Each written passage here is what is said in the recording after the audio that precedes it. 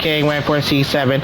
And today I heard about rumors about level 180 being a thing right now when the upcoming DLC comes, because also before I even start to mention it, and I also will be mentioning a few other things. Not only are we talking about the level gap being in 100 and level 80, but I'm talking about Golden Ultra Super Villain Golden Frieza. Now, those are the two things to talk about. But the first I'm going to talk about is the level gap. Now, let you guys know that PvP matches is known for infamous of having players that are too unbeatable to beat and basically all this stuff. So, my personal opinion, at this level, this level gap was about to be going to kill PvP matches as a whole, because there are too many players are out there doing some tryhards, cheesers, timid players, martyrs, and any types of players I can think of. But however, even though that I have played that mode for years now, it's been such a while. Why this level guy is going to potentially do stuff? I mean, how Xenoverse is going to pull it off? It's not like they just had to pull this thing out of their asses and basically put this thing here. But overall, this idea is so I'm not saying it's garbage, but this side is way too the extreme. It will probably kill PvP matches as a whole, and it's best for players to basically to find another game or basically about the guy, because I know that this DLC is going to probably be good, but I'm not a fan of the level gap. So yeah, it's actually just my personal opinion. So yeah, so let me guys know if you think about this opinion in the comments below. And now I got that first thing done, and the next thing I'm going to be talking about is Ultra Super Villain Frieza. Now, I just realized right now we only have 1, 2, 3, 4, 5 versions of Frieza. If you could count Cooler, count the 4 forms of Cooler that may have count, or you could count as Floss, as he's the only Frieza reskin. But the real reason I'll have to ask myself, how does Xenoverse 2 and Dims are going to pull it off? I'm not saying that how they're going to pull off with their ideas. Like, they'll come with original ideas, because people do not like characters with their crazy forms, like Ultra Super Villain, because it is updated version of the original Super Villain form. But I think that this might be a chance that Xenoverse 2 might end up doing something good than its lackluster DLC known as Frieza Saga Chapter 2.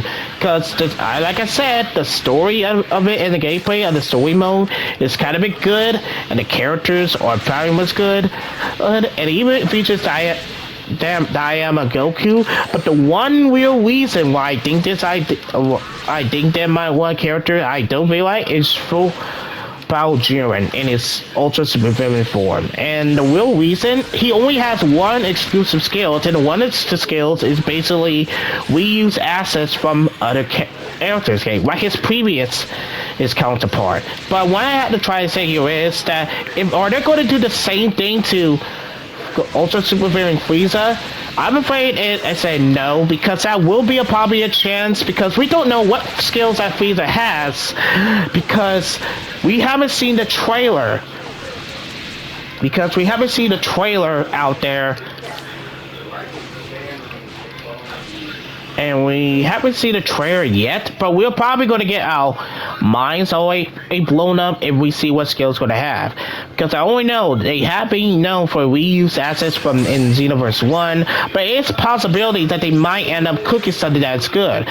Like, they need to come up with ways to basically make the DLC good, because we only confirmed that we only get 2 characters. But if there was a third surprise character in the end, like, people are making their opinions, like Bergamo, Mantra Train 1, what's that name, Spokovic, because he was in the files of, in the files in Xenoverse. But if they're really good, he need to come up with a special model. Obviously, it won't be a chance, because basically they don't know what story is spoke if it's going to be on here, and because that it's probably just a slick chance. And not, but also what, and also I wonder what's going to be the price of the DLC is going to be. Here is, and I think this will probably going to be. I'm going to be saying that what am I going to try to say here is that in Future Saga Chapter 1, we only got the characters includes Dragon Ball Super Fidel and Android 18, and including the base form of Broly, and also the super variant forms of Vegeta and Goku Black. That pack, in the pack that we know where there's 5 characters, basically at the price, basically is now 99 cents, because apparently that makes it the first expensive DLC pack to ever be expensive. While the other packs are what used to be level 99, with the Diamond pack being $7.99 or basically $4.99, because I don't know what the original price was when I bought it. But there might be a chance, I predict it might be the same price usual, $9.99, because all DLC pack usually start as level 99. And basically the fact and going on here is basically with that. But with Ultra Super Variant Frieza in the mix, it will probably might be $7.99 if that trends. But I'm not sure predicting what the actual price of this game is. But it better not be so expensive, because tariffs are known for causing prices of the game. And basically it probably won't affect this Xenoverse 2 game I hear, because that's going to be a freaking split chance again. I know I mentioned a lot about all that, but you're favorite. Now, the last thing I'm about to say here is Ultra Super Villain.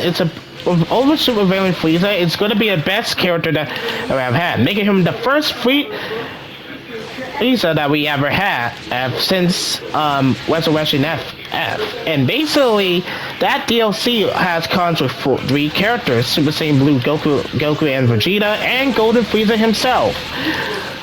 But overall, I really hope that this DLC becomes good and not be a lackluster of the other previous DLC. And remember when I said about the level gap as in my video which I explained earlier?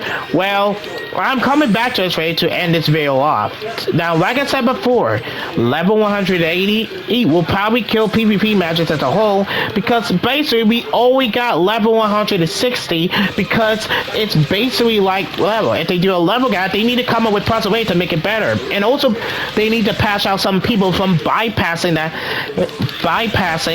score, because we got modded stage. You can bypass the level with the same hitboxes and with the giant Namekians. But if they do this single patch to patch out these modded saves to make them more or less unusable, because like I say, I have a grudge against modded saves being used in games, because apparently that's, well, if 100 and level 80 will basically make those saves, people are known for getting things are very exciting.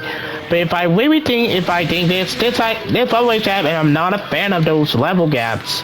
Worry, I think I did approve of level 160 being a good idea, because I'm nearly almost at power level. But being in level 180, that will make a buzzkill of what PvP matches has to come. No pun intended. But the last thing I have to say here is I do not like this idea of level 180, and I really hope that it doesn't make the game worse. And also, like I said before, this is just my personal opinion, and please do not take any criticism at what I say in the video. I said basically, in reality, I do like this level gap up thing, which is Wild 380, because they seem good, but not a fan of what it's going to do to PvP matches as a whole. But anyways, guys, that's going to be it for this video. If you guys like this video, please give it a like and subscribe. Don't forget to follow me on Twitter, formerly known as X. As always, this is Mars Mathis, aka When47, sign off. See you guys later, and I'll see you in the next one.